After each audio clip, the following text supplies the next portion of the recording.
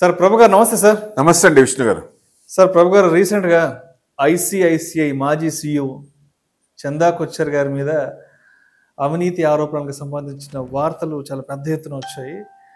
వీడియోకాన్ గ్రూప్కి ఏదో ఒక 300 కోట్ల రూపాయల లోన్ అప్రూవ్ చేసే విషయంలో ఈవిడ బ్యాక్ డోర్లో ఒక 64 కోట్ల రూపాయలు ఏదో గిఫ్ట్ తీసుకున్నట్లుగా కూడా ఆరోపణలు వచ్చాయి. అంటే లంచం తీసుకున్న ఆరోపణలు, క్విడ్ ప్రోకో, పరస్పర ప్రయోజనాలు, అదే మీరు నాకు ఇది చేయండి నేను మీకు ఇది చేస్తానన్న ఈ సినారియో మీద ఒక 300 కోట్ల రూపాయలు వీడియోకాన్ గ్రూప్ కి లోన్ అప్రూవల్ కోసంగా ఈవిడ బ్యాక్ డోర్ లో ఒక 64 crores తీసుకున్నట్టు కూడా అవినీతి ఆరోపణలు వచ్చాయి. ఏంటి ఒకసారి డీటెయిల్ గా దాని గురించి చెప్పగలరు? జనరల్ గా ఆమె ఐసిఐసిఐ జాయిన్ అయిన తర్వాత ఐసిఐసిఐ బ్యాంక్ కూడా ఒకప్పుడు మీరు వినే ఉంటారు, ఏటీఎం దగ్గర జనాలను ఉంచుకొని డబ్బు విత్డ్రా ఐసిఐసిఐ క్లోజ్ చేస్తున్నారు అనే పొజిషన్ నుంచి ఒక మంచి పొజిషన్ కి వచ్చింది. తీసుకొచ్చారు ఆ బ్రాండ్ ని. ఎక్కడ ఏం జరిగిందో తెలియదు. వాళ్ళ హస్బెండ్ ఉన్న వేరే కంపెనీకి లింక్ ఈ వీడియోకాన్ కున్న దీని ద్వారా సంథింగ్ క్విడ్ ప్రోకో జరిగిందనే ఉద్దేశం. ఎప్పుడైతే వీళ్ళ ముందు అంటే 64 కోట్లు అన్నారు కదా, 64 కోట్లు వాళ్ళ అకౌంట్ లోకి క్రెడిట్ అయిన తర్వాత అప్పుడు నెక్స్ట్ డే శాంక్షన్ అయిందని 300 crores very next day. Okay, so 64 కోట్ల గిఫ్ట్ అమౌంట్ క్రెడిట్ అయిన తర్వాత లోన్ అప్రూవల్ జరిగిపోయిందని అంటే దాంతోనే ఈడీకి డౌట్ వచ్చింది. సో అవి తవ్వకాలు మొదలు పెడితే ఫస్ట్ నుంచి కూడా ఆమె ఫెంటాస్టిక్ చేసింది, మార్వెలస్. అంటే జనరల్ గా జెంట్స్ కొంచెం టెంప్ట్ అవుతారు, లేడీస్ టెంప్ట్ గారు ఏదైనా చేయటానికి, మోసం చేయటానికి. అట్లా చివరి కొంచెం లాస్ట్ ఇంకా అబౌట్ టు రిటైర్ ఐసిఐఎస్ నుంచి బయటకు వచ్చే టైంలో ఇట్స్ రియలీ ఆమెకి కొంచెం బ్యాడ్ న్యూసే పాపం.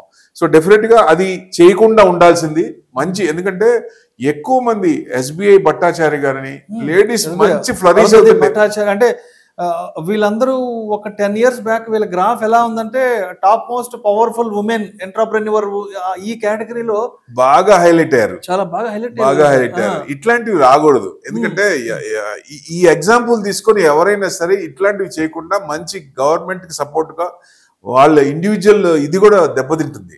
సో డెఫినెట్ గా అంటే నెక్స్ట్ కమింగ్ ఫ్యూచర్స్ వాళ్ళకు కూడా ఇదే కదా. అంటే ఇప్పుడు ఇండియన్ కంపెనీస్ కి ఏదైనా అవుతాయంటే బయట నుంచి ఇన్వెస్ట్మెంట్స్ కూడా రావు.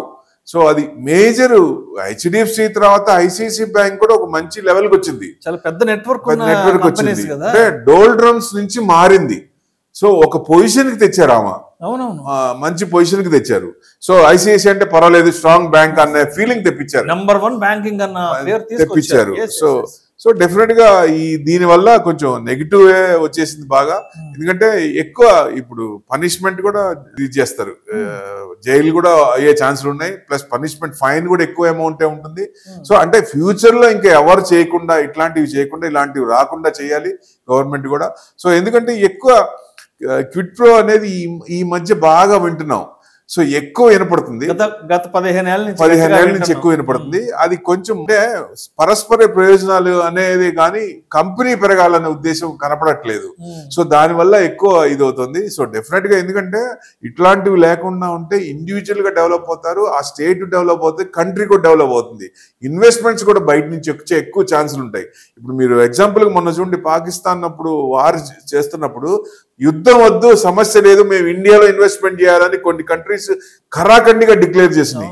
సో ఆ ఇది వచ్చినప్పుడు ఇట్లాంటివి మనకి రాకుండా, అంటే ఇన్ని సంవత్సరాలు ఈవిడ పడ్డ కష్టం, తీసుకొచ్చిన మంచి పేరు అంతా కూడా ఇవాళ ఒక్క ఆరోపణలతో మొత్తం పటాపంచలు అయిపోయింది. ఇప్పుడు ఒక మనిషికి మంచి పేరు రావాలంటే ఎన్నో చేస్తా ఉండాలి, కష్టపడాలి. ఒక చిన్న తప్పు చేసినా ఆ వెనక చేసిన మొత్తం తుడిచిపెట్టుకుపోతాయి. అంతే కదా, 99 మంచి పనులు చేసి ఒక చిన్న ఏదైనా మిస్టేక్ జరిగిందంటే ఆ 99 కనిపించవు అసలు. అదే జరిగింది. అది మెయిన్ అండి. సో డెఫినెట్ గా ఇది ఇట్లాంటి ముందు రాకుండా ఉంటేనే బెస్ట్.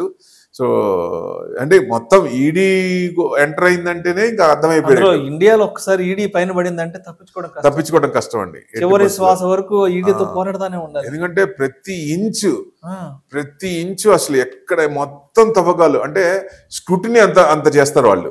సో టోటల్ అంటే తీగలు ఆగితే డొంకంతా కలిపి చూస్తారా, ఆ లెవెల్లో చేస్తారు వాళ్ళు, కాబట్టి మొత్తం బయటకు వస్తాయి. సో ఇప్పుడు ఇంత పెద్ద అవినీతి ఆరోపణలు, ఇంత పెద్ద ఐసిఐసిఐకి సంబంధించి ఇలా జరిగింది అన్న వార్తలు వచ్చాక అంటే పర్టికులర్ గా స్టాక్ వాల్యుయేషన్ అంటే స్టాక్ వాల్యూ ప్రైస్ మీద ఏదైనా ఇంపాక్ట్ పడిందా కొంత డెఫినెట్ గా పడింది. ఆ టైంలో వచ్చినప్పుడు పడింది. స్టాక్ వాల్యూ కొంచెం వైలేట్ అయింది, కొంచెం వోలటాలిటీ కూడా బాగా వచ్చింది. సో అందుకని కొంచెం తగ్గింది. తర్వాత మళ్ళీ అంటే 300 crores అనేది ఐసిఐసిఐకి నథింగ్ ఓ రకంగా చూస్తే. అంటే చేసింది తప్పు కాబట్టి ఇది అదే 1000 కోట్లు. ఇప్పుడు ఇండస్ ఇండ్ బ్యాంక్ ఇంటర్నల్ ఎంప్లాయీస్ చేసింది ఎంతండి? 2000 కోట్లు. ఇది F&O ఫ్యూచర్ లో మతలబ్ చేసింది. సో ఇండస్ ఇండ్ బ్యాంక్ కి 2000 కోట్లు అసలు నథింగ్. అలానే ఐసిఐసిఐకి 300 crores అనేది అసలు నథింగ్. ఆ స్టేజ్ లో ఉంది, అంత స్ట్రాంగ్ గా ఉంది కాబట్టి అంత ఇమీడియట్ నెగిటివ్ న్యూస్ కాబట్టి కొంచెం నెగిటివ్ తీసుకుంది, కానీ తర్వాత మళ్ళీ సర్దుకుంది అనుకోవచ్చు. ఆ లాస్ అనేది ఇమీడియట్ గా పెద్ద నెక్స్ట్ 2-3 క్వార్టర్లో కవర్ అయ్యే ఛాన్స్, జనాలు మర్చిపోవడంతో పాటు కవర్ అయ్యే ఛాన్సెస్ కూడా ఉంటాయి. వాళ్ళకి ప్రాఫిట్స్ కూడా అట్లానే ఉన్నాయి. సో అందుకని పెద్ద భయం లేదు, మార్కెట్ కూడా తీసుకోలేదు. స్ట్రాంగ్ బ్యాంక్ అన్న ఫీలింగ్ ఇన్వెస్టర్స్ లో ఉంది కాబట్టి నిలబడింది అనుకోవచ్చు ఒక రకంగా. Thank you sir, thank you so much.